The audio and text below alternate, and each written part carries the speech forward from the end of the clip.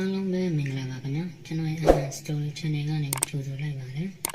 ဒီနေ့တင်ဆက်ပေးမယ့်ပုံမြင်လေးကတော့ကျွမ်းကျင်ရာဆိုတဲ့ပုံမြင်လေးပဲဖြစ်ပါတယ်မူရင်းရေးသားဖန်တီးတဲ့ပညာရှင်များကိုလည်းလေးစားစွာဖြင့်ခက်လွတ်ပေးပါတယ်ခင်ဗျာတခါကအစာရည်စာပုံများတဲ့တောအုပ်ကြီးမှာတင်ကြီးငှက်တကောင်ဟာရေကန်ကြီးနားမှာနေပြီး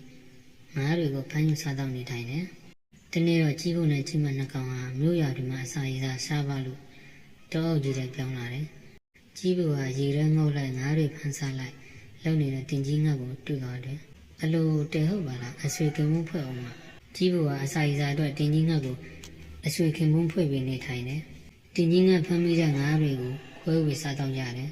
ကြာလာတော့ကြီးဘူးစဉ်းစားတယ်တင်ကြီးငှက်နဲ့ငါနဲ့ဘာမှမကွာဘူး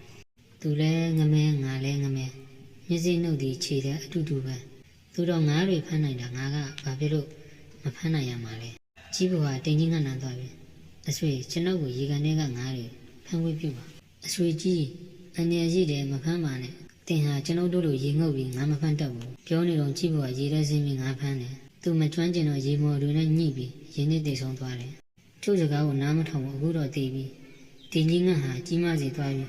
ဖြစ်ကြောင်းကုန်စင်ပြောလိုက်တယ်ကုန်းကြီးနှစ်သွဲအစာရှာပွေနိုင်တဲ့ကျုပ်တို့လိုသူလည်းလုံနိုင်မယ်ထင်ပြီးအခုလိုဖြစ်သွားတာပါပဲဗျတင်ကြီးငှက်စကားကြောင့်ကြီးမကြီးဖို့မရှိတဲ့အရင်မှမနေလိုတာကြောင့်နေရဟောင်းကိုပြန်တန်းသွားတော့တယ်